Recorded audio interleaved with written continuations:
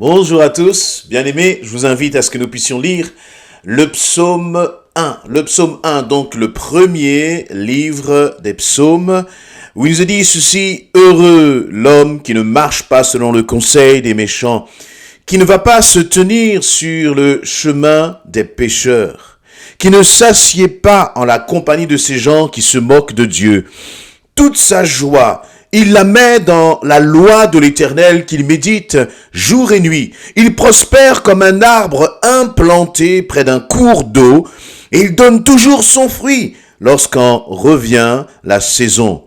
Son feuillage est toujours vert et tout ce qu'il fait réussit. Amen. Voilà, je vous laisse lire la suite, de prendre le temps de lire la suite de ce magnifique premier chapitre des psaumes et je vais m'attarder là sur les deux premiers versets. Allez, peut-être les trois premiers que j'ai lus.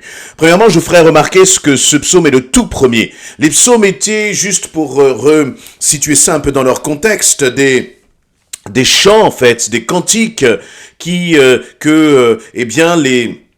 les louangistes entamaient dans le temple, et puis aussi lorsqu'il y avait des grandes cérémonies, des cultes en l'honneur de l'Éternel. C'était aussi parfois lorsque le peuple allait à la bataille, l'armée allait à la bataille, parfois vous aviez les louangistes qui étaient là devant et qui emmenaient le peuple justement dans la louange et dans l'adoration.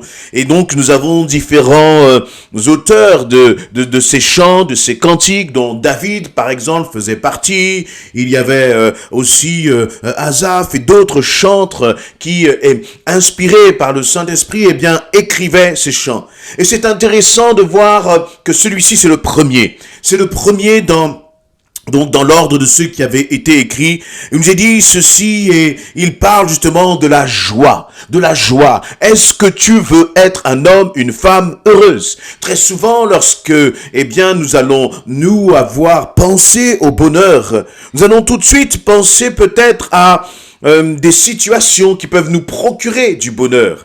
Des bénédictions qui peuvent nous apporter du bonheur. Pour l'un, peut-être que ça va être à travers son couple, son mariage, ses enfants. L'autre, à travers son travail, sa vie professionnelle. L'autre, c'est peut-être que justement, il est célibataire, tu es célibataire et tu recherches le bonheur. Et tu te dis, cette joie, je vais la trouver dans ce que je vais pouvoir recevoir des autres. Mais dans ce passage, la parole de Dieu nous définit la joie et le bonheur comme étant avec une autre source de ce que l'on peut obtenir des circonstances et des situations. Vous savez, si notre joie et notre bonheur reposent justement sur ce que nous obtenons, alors cette joie sera bien éphémère. Mais là, le psalmiste va dire dans le verset 2, toute sa joie, il la met dans la loi de l'Éternel qu'il médite jour et nuit. Méditer la parole de l'Éternel. Méditer la parole de l'Éternel n'est pas simplement, ne doit pas se vivre comme une sorte de fardeau que l'on doit vivre comme une sorte d'obligation religieuse. Mais le psalmiste, associe la dimension de la méditation de la parole à une dimension de joie. Méditer la parole de Dieu procure de la joie. Bien-aimés, lorsque je suis là en train de vous parler, c'est exactement ce que je vis. J'aime ce livre. Ce livre, je l'aime parce qu'il fait du bien, parce qu'il me parle de mon Père. Il me raconte le cœur de mon Père. Et j'aime passer du temps dans la parole de Dieu. Alors, bien sûr, je suis comme vous. Parfois, ma chair n'a pas envie. Parfois, ma chair ne veut pas lire la Bible. Parfois, ma chair préfère peut-être aller se coucher. Mais par contre, à chaque fois que je dis à ma chair de se taire et que je prends le dessus sur ma chair et que je prends cette discipline d'ouvrir la parole de Dieu, alors sa joie me remplit. Sa joie me remplit. Et il dit, toute sa joie, il la met dans la parole de l'Éternel qu'il médite jour et nuit. Dis-moi, combien de temps passes-tu dans la parole de Dieu, dans ce trésor qui est pour ta vie, Voyez, et il y a des conséquences à cela. C'est-à-dire que plus tu vas passer du temps dans la parole de Dieu, dans la loi de l'Éternel, plus tu vas la méditer jour et nuit, eh bien, le psalmiste va dire, au verset 1, il va dire, heureux l'homme, il y a donc là une clé pour ta vie. Et voyez, cette clé pour notre vie, nous la négligeons si souvent. La Bible reste là, fermée sur une étagère. Et nous nous posons mille et une questions. Nous demandons, mais Seigneur, pourquoi je suis comme ceci? Pourquoi je suis comme cela? Depuis le temps que je te connais, pourquoi ma vie est fade? Pourquoi, Seigneur, je ne vais pas plus loin? Pourquoi, Seigneur? Et tout un tas de pourquoi. Tu te poses tout un tas de pourquoi, alors que toutes les réponses sont sur ton étagère. Mais il suffit là d'ouvrir la parole de Dieu, la parole de l'Éternel. Et j'aime, vous voyez, c'est la loi de l'Éternel, la parole de l'Éternel. Sont les lois du royaume de Dieu. Et c'est ce dont notre cœur a besoin, c'est ce dont notre cœur a besoin. Tu as besoin d'être alimenté par les lois de l'Éternel, par sa parole, non pas par les lois des hommes, mais non pas par tes propres pensées. Tu n'as pas besoin d'être alimenté par tes circonstances, mais tu as besoin d'être alimenté par ce que Dieu dit. Et lorsque tu décides d'être alimenté par ce que Dieu dit, qu'est-ce qui se passe? Alors il dit, tu prospères comme un arbre, implanté près des courants d'eau. Il donne toujours son fruit. Lorsqu'en revient la saison, son feuillage est toujours vert. Et j'aime cette notion-là de donner son fruit. Il dit, heureux l'homme au verset 1.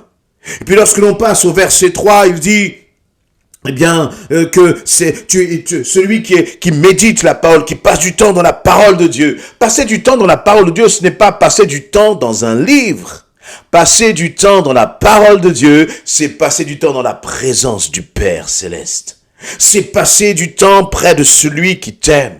Dans la précédente exhortation vidéo, je parlais justement de Jésus après cette pêche miraculeuse. Lorsque les disciples vont revenir sur le bord, il avait préparé le feu.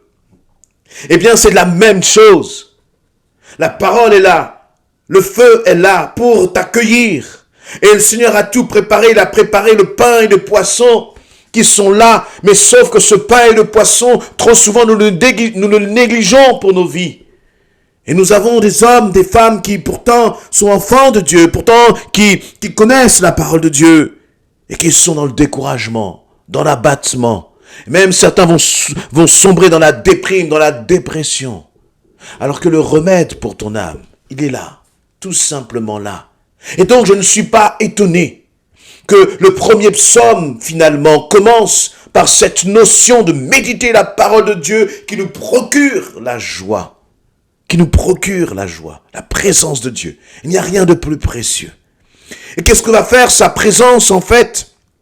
Eh bien, il va dire heureux l'homme justement qui va méditer jour et nuit. Eh bien, cet homme il sera comme un arbre planté auprès des courants d'eau, qui va être alimenté, désaltéré par cette source qui est la parole de Dieu, qui est la présence de Dieu. Parce que, encore une fois, ce n'est pas simplement un livre que l'on va étudier, mais c'est le cœur de Dieu que l'on va commencer à connaître et à se connecter avec lui.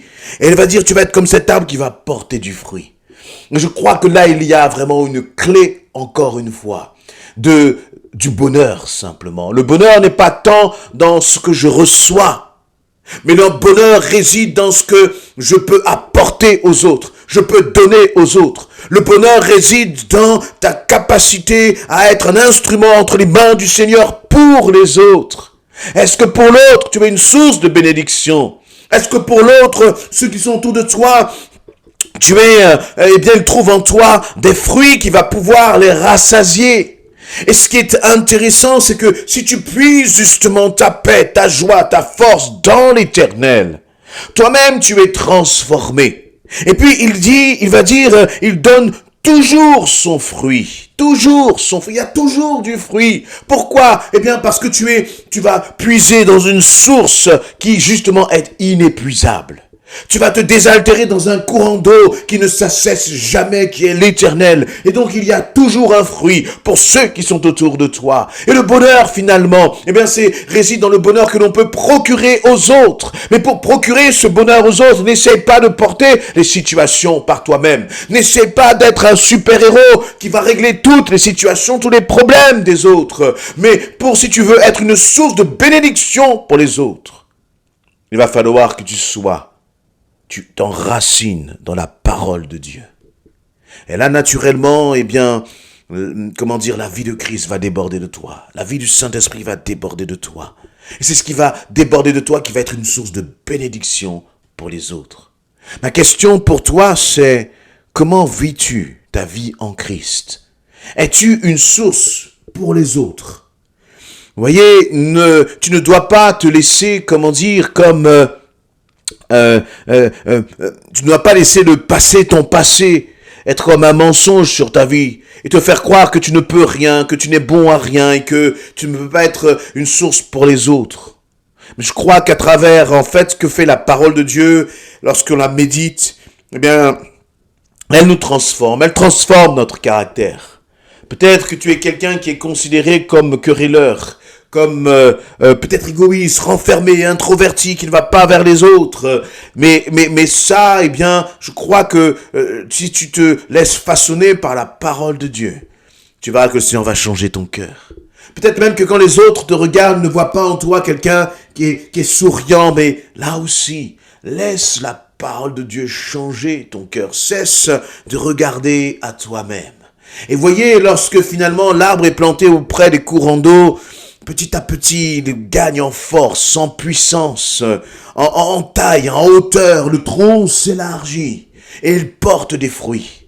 Que ta vie soit enracinée en Christ.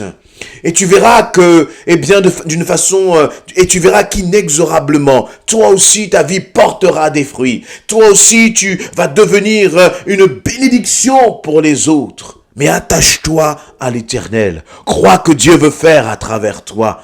Je crois même que tu peux passer du temps à prier dans ce sens. Seigneur, je veux être une source de bénédiction pour les autres.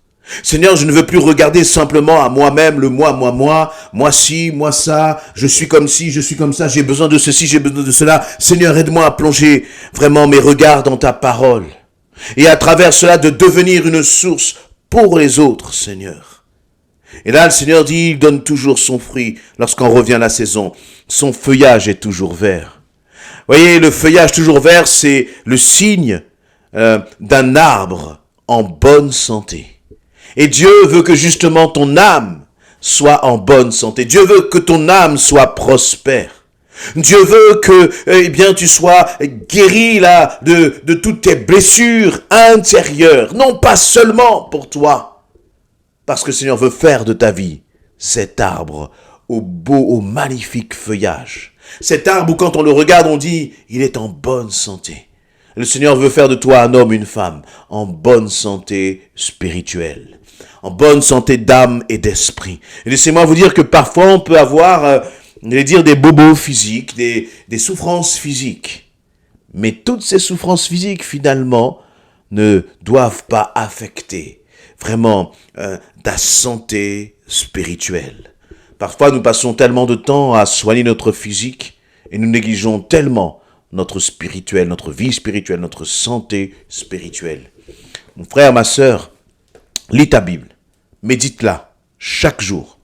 Que tu aimes le faire ou pas, que tu aimes lire la Bible ou pas, que tu la comprennes ou pas, commence par la discipline de la lecture quotidienne de ta parole. L'arbre, finalement, lorsque ses racines plongent dans l'eau, eh bien, il ne sait pas par quel processus il est arrosé, mais il est arrosé. Toi, peut-être que tu ne comprends pas toujours, mais fais cet acte de foi, de discipline, d'obéissance, en méditant ta parole chaque jour. Lis ta Bible. Amen.